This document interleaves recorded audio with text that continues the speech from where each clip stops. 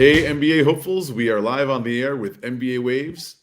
This week we are talking about, I'm forgetting what we're talking about. We're talking about personal branding, and I'm so excited to have, I guess, what we have with us today. But first, MBA Waves, just so you know, is a weekly vidcast talking all things business and education, streaming live every single Tuesday on LinkedIn, Facebook, and YouTube, bringing you tons of tips to help you get into top-ranked MBA and master's programs, and getting you up close and personal with many of the business schools that we host on the show, where you can get all your questions answered. If you like this week's episode, don't forget to give us a like and for sure subscribe, the subscribe button on the YouTube channel. Today on episode 100, it is our 100th birthday today. We are celebrating 2 years of MBA Waves. And again, we're talking about all things personal branding. We're going to get into exactly what that is, personal branding on paper, in person, and in pixels. But before we begin, I want to introduce our guests and as well as my fellow co-hosts on MBA Waves. I'm going to start with Bara Sapir. How you doing, Bara? Hello, happy 100. Yeah, I'm so excited. I can't believe it's been 2 years. Unbelievable. Incredible. And we still have not yet been in person, but we're about to very soon at the AGAT conference this June, in a month from today. All right, next up, at MBA Waves veteran, Petia Whitmore. I'm combining your names. Wow, I think I just might have married you two. I can't believe that this is happening because our guests probably don't know this and they may not care, but we collectively, the three of us, conceived this thing 2 years ago, if you can believe it. And here it is, still going strong. So super excited to be here. Petia Whitmore. The way I introduce myself is a former dean of MBA admissions, now on a mission of creating more MBA success stories. Love it. And MBA Waves was absolutely born out of COVID, right? We were all locked up at home, sipping wine in our PJs, and we wanted to connect. We wanted to meet people. We wanted to put ourselves out there, and this is what happened. And we're still going strong. All right. All right. Let's introduce some of our guests. Oh, I'm forgetting Krithika. Hello, Krithika, my dear. How are you? Hi, everyone. Very happy to be here and part of the 100th episode. And as I say, this is about personal branding. So I'm on my mission to help 1 million craft their dream careers. Love it. Lofty goal, but I'm sure you're going to do it, Krithika. And last but not least, we have Hillary Schubach. How are you? Am I pronouncing your name right? It's Hillary Schubach, and I am dialing in here from Santa Monica, sunny Santa Monica, California. And I'm the founder and president of Shine MBA Admissions Consulting. Happy to help you celebrate 100. Thanks. Love it. I love that you're dialing in. I didn't even know that was possible anymore. That's cool. Please. All right. So without further ado, we're 2 minutes in.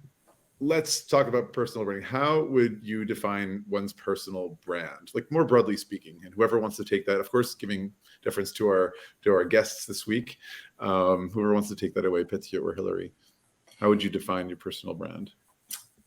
I can start.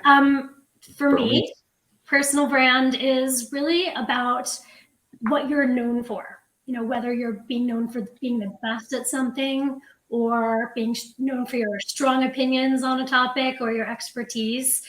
It's something that gives people a reason to ask for you by name. I love that. That's great. Concise. Petia, what's your definition? I'll add to this and say that for the purposes of our MBA candidates who are in the audience, the MBA hopefuls, as you and I call them, I think that personal branding could be construed as the set of messages that you're sending about yourself that communicate who are you going to be when you show up on campus and who are you going to be down the road, so that the schools know who they're bringing into their brand, right? What kind of student, what kind of alum are you going to be? So personal branding to me is the messages that you're sending to the MBA admissions committee about how are you going to show up on campus. Thank you, Petia. And you really bring up a very important point about how that when you join an MBA program or a company, you are becoming part of their brand. So they're very careful about who they welcome into that. In a way, it is like a marriage of two brands, but times like however many tens of thousands of people have done that. Bara, do you have a definition you want to share? Your definition of personal branding? You know what I'm actually thinking about is that I suspect that I'm thinking about, and here I am out west. I'm thinking about that branding probably originally actually was the branding, right? Is when they took a hot poke Oh thing yeah. and put it into an animal in order to say, this is my animal. This is what this is what belongs to me. But it was done from the outside to something else, right? Whereas personal branding is that you're kind of doing it, like, are you doing it to yourself, or are you actually putting it out there so people know what that brand is? And I think that that's an interesting process, because what that reciprocal relationship that you were just talking about, Eric, is really that very same thing. That branding is that you're putting your brand onto the school with whatever you do, and the school is putting their brand on you. And so, it's interesting because when I think about political leaders and where they went to school, I just often wonder how that affects the schools that they have attended. In Just like, various ways. You might be thinking of right there. Yeah, absolutely. Right. Krithika, what about you?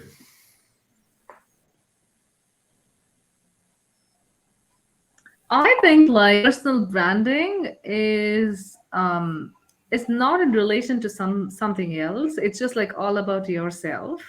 But in the context of the MBA admissions world, I would say that it is a vehicle for you to show authenticity. Everyone talks about bring your authentic self and show your authentic personality and so on. I think personal branding is the vehicle for you to do that. And like how everyone said, to add to that, personal branding would be one way of not only like talking about the messages that you want to share with the others, but also to showcase what you really have and what you can offer to them. Yeah, absolutely. Yeah. So since no one asked me, I'll share what I think anyway about personal branding. I've often defined it as the sum total of how you present yourself, your values, and your value to the world. And as I like to say, on paper, in person, and in pixels. And I'm pretty sure you can guess what I mean by that, right? On papers, in the MBA context, often your CV. In person, well, perhaps that's at an MBA fair, a campus visit, perhaps an interview. It could be an alumni chat, a coffee chat, or alumni cocktail if you've attended one of those. And of course, in pixels, well, what we're doing right now could be a webinar, could be an online MBA fair, or your video interview. So there's a lot of ways that you can present yourself. I want to get into that today, just how you can maximize the potential of your personal brand in the process of applying for an MBA or a master's program. So that said, I wanted to ask the question to you all: what comparisons would you make between a personal brand and brands that we all know and love, or even hate today?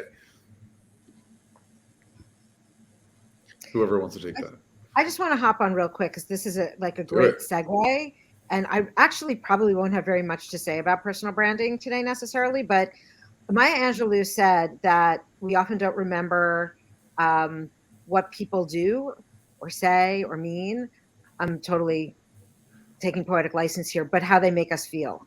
Absolutely. And I think that the personal brand, especially for MBA students, I think that it's super important because it is what's lasting, how people feel when they encounter you, whether that is on paper, in person, or in pixels, and what is the lasting piece. So, I think that when you think about some of the advertising we did for this, I think there was Louis Vuitton and there was Starbucks and there was McDonald's. Those all make us feel really different when we see them. So I do think that that's very different than personal brand, right? And, it's on brand for me to do dog rescue, right? That's on Bara brand.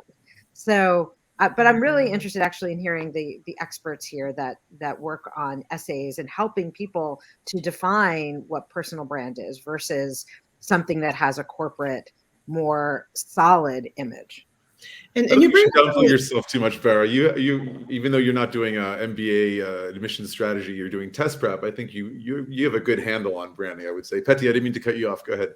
I actually really like the take that Bara had, and thinking about branding in this context is very interesting. And here's what I'm going to say. Because of that long-term nature of the relationship of who the schools are going to invite into their brand, that actually makes it really hard to think about your branding in terms of making parallels to how the big brands brand themselves. And my background many years ago, almost like a different life ago, used to be in advertising. And actually McDonald's was a brand that I introduced to the Eastern European market. It was very interesting to see how differently it was positioned there than here. But the biggest thing about personal branding as it relates to the MBA application process is that you can't simply make statements about yourself. It's not about taglines, because again, the schools are very carefully selecting candidates who actually have a track record behind what they're claiming about themselves. So that's what makes it really tricky. So the candidates who are really successful when it comes from a personal branding perspective are not the ones who brand themselves like, I'm an innovative leader with unparalleled leadership track record. Like, that statement doesn't get you very far. But being able to show actions that convey that message, that's the biggest difference when it comes to personal branding in MBA admission from my experience. Absolutely. Hillary, did you want to? Somebody mentioned earlier authenticity, and that was definitely on my list of things that, absolutely makes a difference. Like I think you can think through what I hate to say the word tagline is, but I really think that you can think through, like, what do I stand for, and try to drill that down to some concise statement or statements. But it absolutely requires you to have that, that backup, like show how you then have had an impact or made contributions in those areas. And that's why I love the resume as a piece of real estate on the application process. In the application process, it's sometimes undervalued, I think, but I find it to be such a good real estate to show off all the stuff you've done that can be aligned with your brand. And then, I totally agree. And I definitely want to focus some time on the resume. I want to give Krithika a chance to respond if she wants to, and then we can pivot back to the CV or resume. Yeah. So when you were like referring to some of the other brands, what came to mind is how we have the small promotions and campaigns and other things that happen in the corporate branding.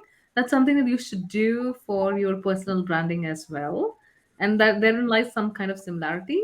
And what those promotions would be is like probably definitely showcasing what you have done and providing evidence for all the statements, like how both Hillary and Petia had mentioned.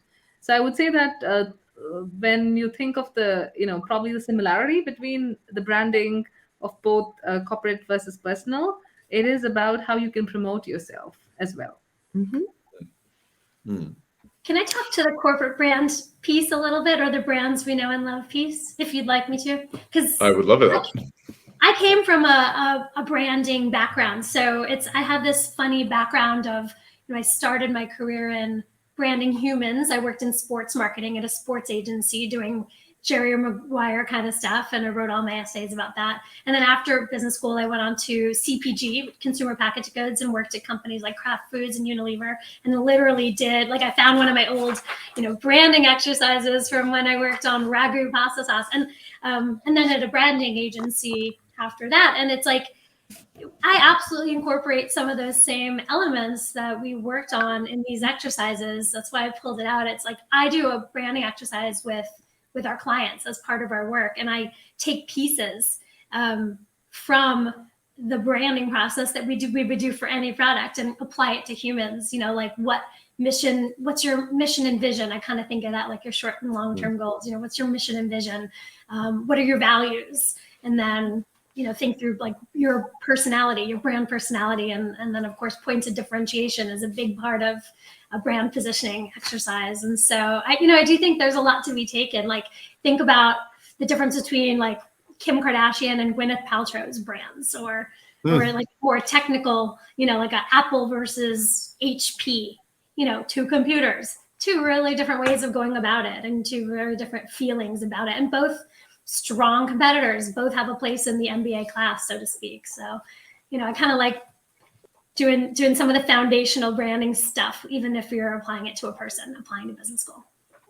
Absolutely. And if I can add to that, Eric, Hillary, you're absolutely right. And I'm actually a proponent even of the tagline. I think that it's a really good thing to have a tagline internally to guide your set of messages, because one thing that sometimes I feel candidates underappreciate is the fact that you can be authentic, but being authentic doesn't mean that you're going to be kind of unfiltered or uncurated. I mean, there's so many authentic facets of you, right? I mean, I'm a very authentic espresso lover. Do I put this in my MBA application? Maybe, maybe not, right? So you still have to be authentic, but you have to choose which parts of you to show up in various places of the application. And having a tagline can, and an exercise like what you described, helps you make the right choices. Like what particular components, what features, what brand attributes are you choosing to sort of run on a platform of? And Absolutely. I'm just gonna hop onto what Petia said here. She just nailed it by saying personal branding is all about curation, Mhm. and exactly like curating and then showing what you want to show and share. Mhm. Yeah, Yeah, and in a again, the parallel, Museum of Modern Art, they don't put every single painting they have on display at all times. They curate it in terms of maybe the time of year or what's going on in current events. It's like you Yeah. absolutely pick and choose, you cherry pick. Not to say that you're not authentic by doing so, but it made me think of Brene Brown, and she speaks a lot about vulnerability and authenticity, and that, she's now applying this to very much the business world. I'm trying to remember the name of her book that speaks about this, The Alice but of in any Art. case. It's another one. She's got a few books out there. The woman is very impressive. I'm a fan. But there was a bit of backlash when she was talking about being authentic in the workplace, and people were saying like, "Oh, I told my boss that I did XYZ over the weekend, and like now I'm fired." I was like, "No, she didn't mean be unfiltered," as Petia said. I think it was Petia who said that. So absolutely, it is curating and choosing wisely what you want to have come across, and being authentic with what you share does not mean Right. sharing every single thing. I mean, so if I can use an example, this actually reminds me, a few years ago, someone came to me after not being successful in the MBA application process, right? Mhm. So we're doing a post-mortem of, I think it was Harvard essays, and there was this lovely story about a breakup with a girlfriend and this, and then and there were like some takeaways, there were some lessons learned, but I said, I mean, like, essentially, what message were you sending with this essay? What did you want the takeaway to be? What was the so what of the story? He's like, well, I mean, I felt that I need to lean in the direction of authenticity. Great. But what do you want them to learn about you? Right. this That's reminds me right? This reminds me exactly with what you're saying. We often talk in MBA Waves about how business school reflects real life in a certain way, but it's just a different channel, right? There's all these different channels, and it's like online dating, right? Like, what are you going to put on your online dating profile? You're not going to necessarily get in really deep about espresso or about a breakup necessarily. Unless I'm looking to date a barista. Exactly, right? But in the same way, if you're wanting to put yourself out there in a way that the business schools are going to see your leadership, your empathy, your authenticity, and a dating profile might be how you are adventurous and how you're open to short-term or long-term, whatever it is. It's all about knowing your audience, because ultimately we're branding all the time. When you meet a friend, you don't, you meet someone new, you don't say, hey, I want to tell you I'm really loyal, I'm really fun, and I like to spend time going to the movies. Like, it's the doing, not it's the doing that someone learns about who you are. And these, I would imagine, these essays really have to demonstrate it and move people to see it. So if I can say one thing, probably a couple of weeks ago, I was working on something for the group coaching service that I'm running. And I ended up asking ChatGPT to take the US News and World Report ranking and to take the top 25 schools, I think it was, and to tease out the most commonly used words from the missions of these schools, and to synthesize that, to give me the words, and also synthesize sort of like, what is the mission, the overarching general mission of business schools. And it ended up being MBA programs focus on producing well-rounded ethical leaders who can drive innovation and growth in the business world. And common themes include leadership, ethics, innovation, excellence, global perspective, entrepreneurship, professional development, and social responsibility. So this is where the curation happens, right? It didn't mention espresso lovers. It also didn't mention people with an average GMAT of 750, right? So this is kind of how I think of personal branding when it comes to. But that is excellence, right? A GMAT score of 750. It is excellence. Yes, the GMAT is excellence. Absolutely true. You know, I want to also just throw in there.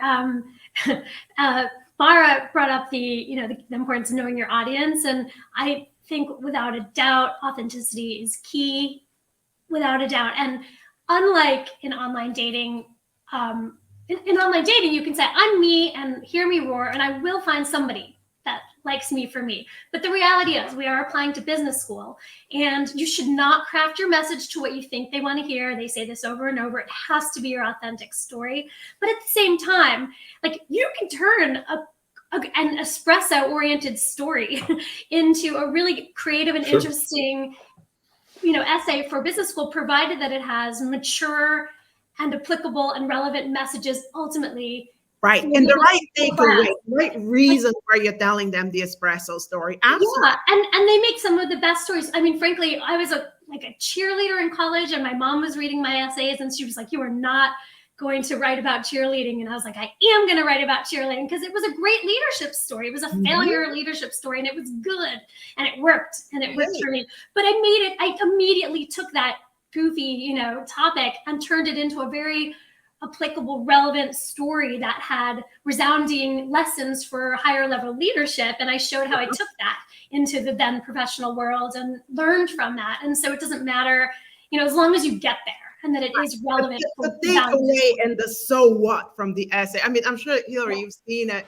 There's a famous essay that circulates around, I think Poets and Quants published it, where a candidate write about the 3 times she cried at work, right? I mean, on the surface, it's kind of like, really?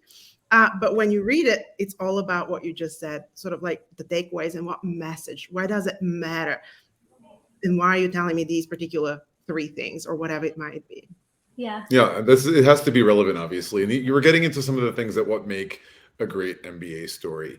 And, first of all, just backing up and really applying this whole branding concept to an MBA application, besides the testing part, which has its purpose, the elements that are going to really take into account with your application, if you think about it, like, say, working backwards, like your interview, there's your references, which aren't written by you. So you have very little influence on how that's going to go. Your essays, which are absolutely very much about branding, and even your CV. So those 3 things, the CV, essays, and interview, and CV or resume, as you want to say, depending on where you're from, are the 3 major areas, more formal or official areas you can have a real impact on delivering on your personal brand. But also I would argue there's a lot of these, just to make a quick mention, some of these other areas where you have an opportunity to reinforce what your personal brand is, right? And that could be, alumni coffee chats, that could be even in an email exchange, or conversations you have by phone with the recruiter or with the admissions person, that you have an opportunity. They're on the phone, right? Maybe you're asking a specific question about a course or a career services thing or whatever isn't already clear on their website. And it's an opportunity to just drop something that reinforces that message you've already sent via your CV. So bringing up the CV, I wanted to give Hillary, because she seemed really excited to talk about the resume or CV. I do love resumes. How this can really reflect your personal brand. And I'll just say one thing at the beginning. I see it as kind of like the letterhead of your company, right? That part, that header at the top, that is like your first, bam, your brand right there, right? Like the font you choose, the way you lay out, all the key contact information, identity information that you would include in the header. And then there's everything else, right? There's the experiences, the education, skills, and so forth. So take it away, Hillary, with your view on the resume or CV as a branding opportunity. Okay, so many things. I think one I'll mention is refers back to a point that I was getting to earlier, which is that, it's one thing to say that you're passionate about something, or, tell your authentic story, but then you do have to have those points of proof. And Petia mentioned too, like, what have you done to actually demonstrate that these are areas that you're passionate about, or, even if it's a career change, like I want to go into healthcare, and today I'm in accounting, but I want to go into healthcare. You can use your resume to show the steps you've taken already toward transitioning into that career, trajectory, whether it's joining a association for young professionals in healthcare. And you can just mention that they're not going to get a lot of real estate in your essay, I'm sure, but you could get them into your resume in a little tiny way. So whether it's using the bullets to show off your added value, accomplishments, or initiatives, and showing off certain attributes you have around that, in that way, or whether it's showing certain associations you have, activities you participated in, that's the other way. And then even just that last little personal interest line. And I have so many people that mention coffee, Petia. I'm still going to stick to the fact that you can get anything in there. And as I actually love to make it kind of creative when that candidate's personality, when it's a fit for that personality. Like sometimes they'll just say avid semi-professional dog trainer or something goofy, not instead of just saying dogs. Like we'll dig into what aspect of dogs they're passionate about, and then put it in a fun way there that makes that reader say, I'd love to talk to that person and ask them that in my interview. I mean, Hillary, I'm going to make a confession. So in my life as Dean of MBA Admissions, when I used to interview towards the end of my time as Dean of Admissions, I was interviewing less and less because obviously I had an office to run and a huge team and all of this, but I still wanted to keep my hands in the applicant pool a little bit because it's just so exciting to meet with the candidates and get to know them. So when they would come in for in-person interviews, I would ask them if they wanted a cup of coffee. And if they said no, I'd say, oh, well, I can't admit you. I only admit coffee lovers because I'm a coffee addict. So I'm really, really sorry. And obviously for a second, you see this scared look on their face. So I'm actually all for coffee in the MBA admissions process. So I love that you're running with that theme. Sounds like you've had some tonight, Petia. I am fully fueled up. I call coffee the fuel of all MBA students. So where. Right? I'm with you on that. And I love coffee as well. Maybe we should change your brand to My MBA Bean, not My MBA Path. So I'm already plotting. You can call Bara's Mind Brew. Yeah, I've been plotting 10 ways how Petia can use her espresso lover, into the MBA, essays. My personal tagline, speaking of personal branding, is I used to call for years myself. I think on Twitter it still says that I say that I'm espresso and entrepreneurship fueled. Nice. This is case in point. Like if I were coming up with Petia's personal brand right now and I could, have 10 things, maybe the very last one would be something about this woman loves coffee, because we couldn't miss this. This is the whole point. Sometimes there's just some themes that are, whether they're fun or lighthearted or have a higher purpose. Like if you can remember somebody in some way, it gives somebody a reason to think, I remember Bara, I remember this person in the process. They made a connection with me, or they showed that they're likable, or, and it's just about trying to be memorable, not in an inappropriate or, immature way. Right. It's, that's very important, but it's just not fading into the background of a very competitive. Yeah. Standing out, but also being human. People that resonates with people. If you can tell a story, something anecdotal from your childhood or from work or back at university that shaped you, or that just is an aspect of you that's gives you your unique color, your uniqueness. In Petia's case, it would be a rich mocha brown. Can we get into what makes for a great MBA story in essays? I think this is an area where you have a real opportunity to develop that story. Right, about you, to develop your brand in prose form, not just bullet points. So who wants to tackle that one? Krithika or Petia? I'll put Krithika on the spot. Oh, okay. So I can go first. I think the stories that resonate with me are, again, which speak to what made people choose those paths in their life before, how they have progressed with their career, and all those inflection points that you have, which made you. So that could be values, that could be setbacks, that could be even accomplishments or challenges they won, the successes. So it's just knowing their story and those highlights, which for me make an authentic MBA story. And I feel that people don't put a lot of effort into it. And I would start from the resume. So to me, the resume, like you said, it's giving us a lot of points by which I can connect with the person. And the essays are just amplifying it. and then giving us a better picture of who the person is and why they're a good fit for the particular program to which they're applying. Yeah, I mean, They might have a the different movie perspective. poster, Krithika, right? And then the essays are like, okay, now I'm watching the episodes, or at least reading the transcripts of the episodes. Absolutely. Petia, did you want to add to that, or agree or disagree? Or Here's how I think about MBA story as it relates to essays.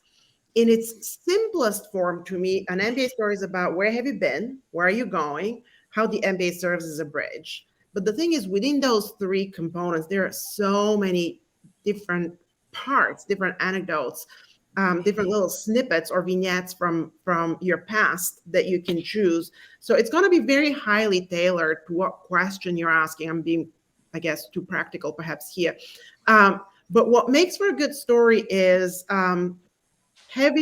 starting with an ending in mind. So again, what are the takeaways? Like after I read this story, sort of what do you want me to have learned about you?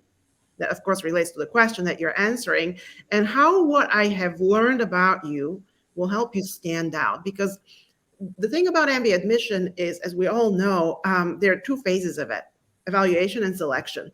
Evaluation determines who's admissible, but even the highest ranked and most selective schools, after they go through the evaluation process for the entire pool of candidates, easily half of them are admissible.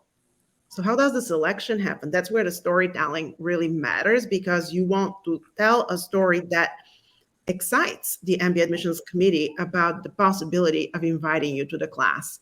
So it happens through anecdotes that communicate the qualities, the personal branding, the brand features that you've decided that you're going to go forward with, and makes them come to life, makes them vivid. I'll just layer on some less practical and more just storytelling oriented thoughts.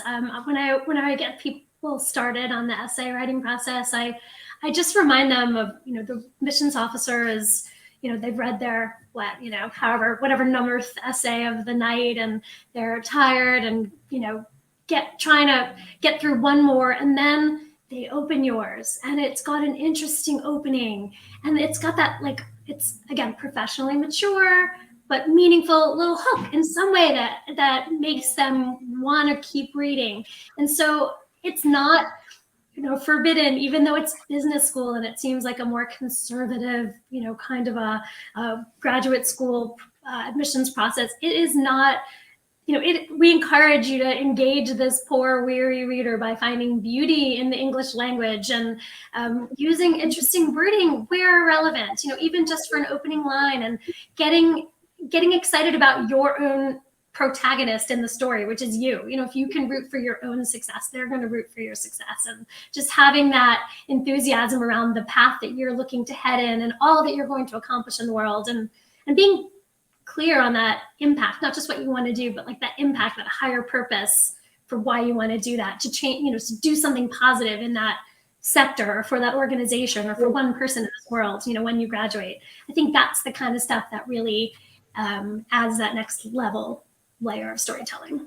Oh, you're so right, Hillary. I mean, and that's why we're saying a story. We're not using the word essay per se, right? We're talking about a story here. There's a reason for that. A story, like you said, has a protagonist, a set of characters, some sort of a development, right? A plot.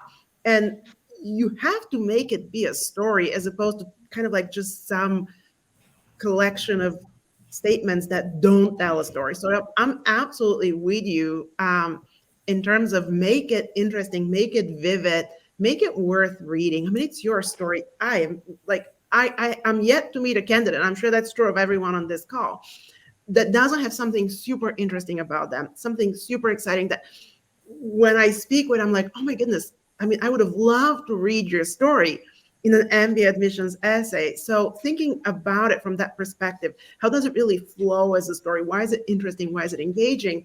Is super important. I mean, think about it. Like Hillary, you're an HBS grad, right? Like what are cases, the HBS cases? They're a story, aren't they? 100% story. Yeah.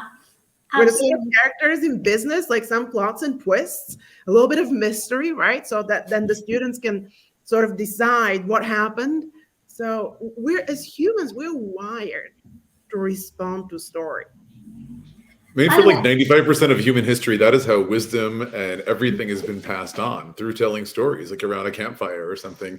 And it's still, we are, as you said, hardwired for that. So that is how we connect with people. There's a quote, sorry, because I'm really passionate about that particular quote.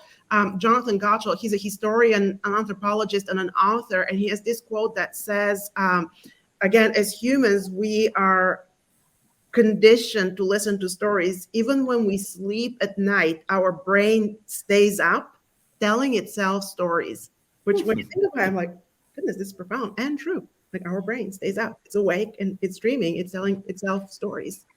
And they became dreams. Yeah. I was thinking about that. I was just in Los Angeles. I saw Hillary out there, and I was driving through Culver City, and I was thinking, gosh, we are so invested in our stories and telling stories and showing our stories. I mean, we've got a city that was built on storytelling, right?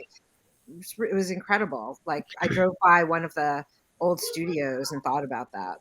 This is how we best process information. I mean, you could argue. I mean, I think that there are some anthropologists that say that poetry is actually the most condensed way of conveying information, but stories are how we make sense of the most condensed way of transmitting information that we retain, I think, is what it is about poetry. Probably, yeah. And then I would add to that music, because, like, you ever had to memorize something for school, like the lists of names and dates of what wars and what this and that treaties. If you could make it into a song, you'll remember it. Like, so that's another layer to it. I'm not saying you should send a song in for your MBA. MBA. That's an interesting approach. I mean, if it's catchy and you can dance to it, it might work. Hey, I want to add one more just tiny little takeaway practical thing on the storytelling note. With regard to, I think Petia mentioned like the word "so what." It's funny you said that. We use the same wording, but it's like, please remember that they've read your resume now by this point when you're getting to the essays. They've read all the stuff that you submitted. So don't rewrite your resume into an essay. Like, know that they know what you've told them, and you could refer back to it briefly. Like, given that I'm a CEO of etc., you can refer to it, but you don't have to tell them from scratch everything you've now written in the data form. So focus on you told them the what. This is what I did, what happened. Now just focus the whole essay on the so what. Like, why? What else do you need us to know? I know that's literally Harvard's question, but I think it's everybody's question. Like, what more do you want us to know? And often they'll give you a very specific prompt around it, but sometimes they don't. But it's all just, what else should we know, given that you've told us all these facts on a page? So, focus on that piece. Why should we know Hillary. this as it relates to your candidacy? Yeah. Thank you, Hillary. And as we wind down this episode, because we don't have that much time left, thinking about both the essay and the interview, let me ask the group this question. How unique do you have to be in order to stand out? Like, to what length do you want to go to be different?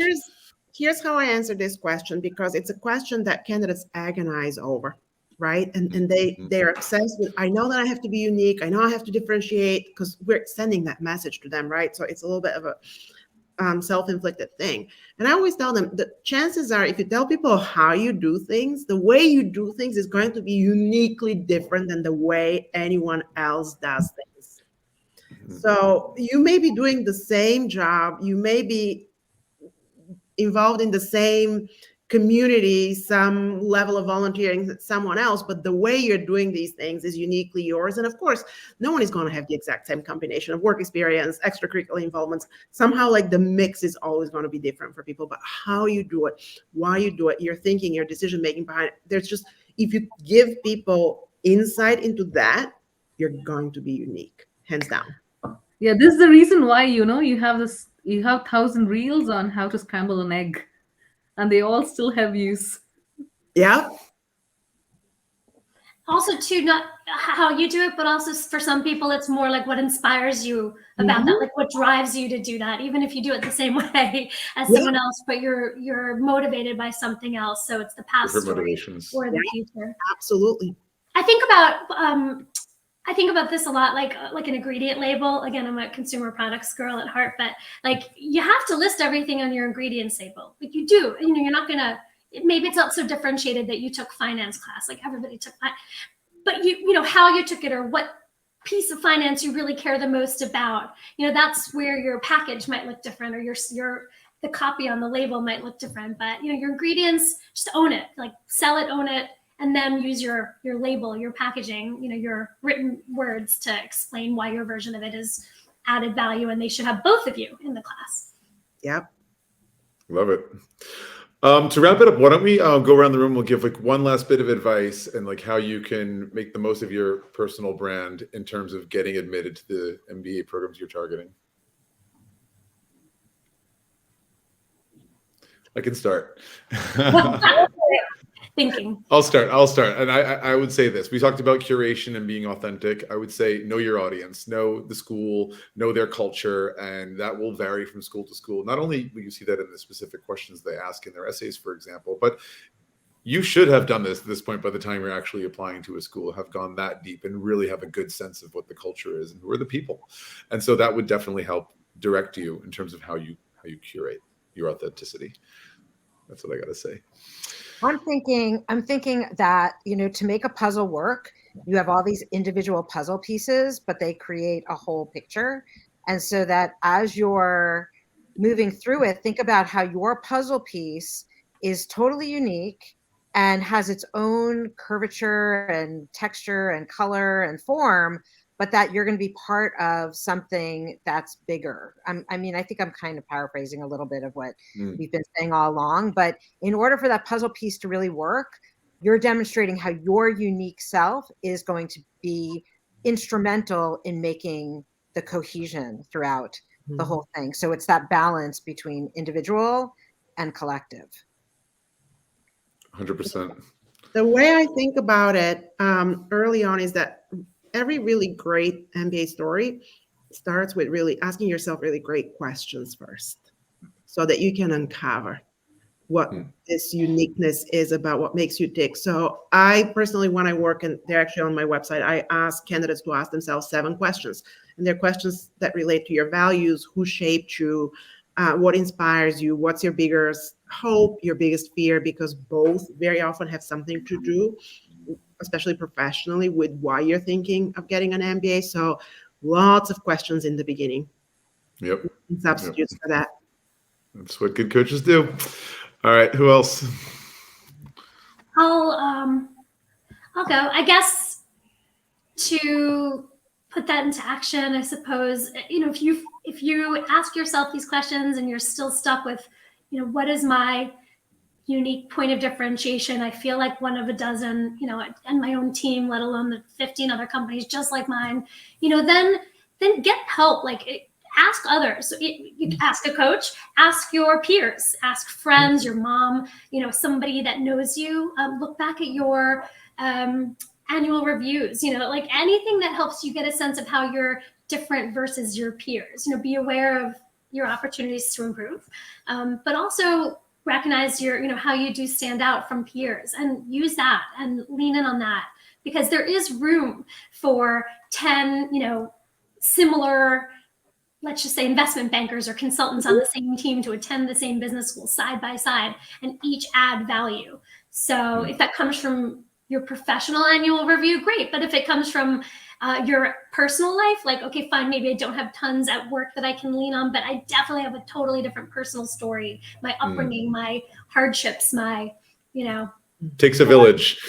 Then lean on that. Absolutely. Yeah. Thanks, And Hillary. last but not least, I had to say that the personal brand is not something that you have with you only at the time of admission. This is what is going to help you achieve that best MBA experience that you want for yourself, as well as that career that you wanted for yourself later. So it's just a starting point, and hence, like Petia said, spend a lot of time on the self-reflection that's needed in order to make what comes next better for you. Love it. Love it. Thank you guys so much. I want to thank, first of all, my co-hosts, Bara and Krithika, and of course, our guests, Petia and Hillary, and all of you in the audience who watched live, and all of you who are watching the recording. That's all the time we have for this episode. You just We wrapped are up at 100. 100. Amazing. Totally I gotta amazing. say, I'm impressed. And MBA Waves is a great brand now. This is how branding works through consistency. Oh, I remember how it was born. We didn't see each other then. We were on No, a that's phone. true. We started blind. It's like, oh, that's what you look like. I think we zoomed. That's your brand. No, we started All right. on Clubhouse. We started on Clubhouse, but we did Zoom. We had Zoom meetings. Yes, we did. True. Well, guys, that's all the time we have. Thank you for joining us. And don't forget to give us a like and subscribe to MBA Waves on YouTube. See you next week for another episode of MBA Waves talking about LinkedIn, using LinkedIn like a pro, episode 101. Happy 2-year anniversary, everyone. And thanks once again. Bye-bye.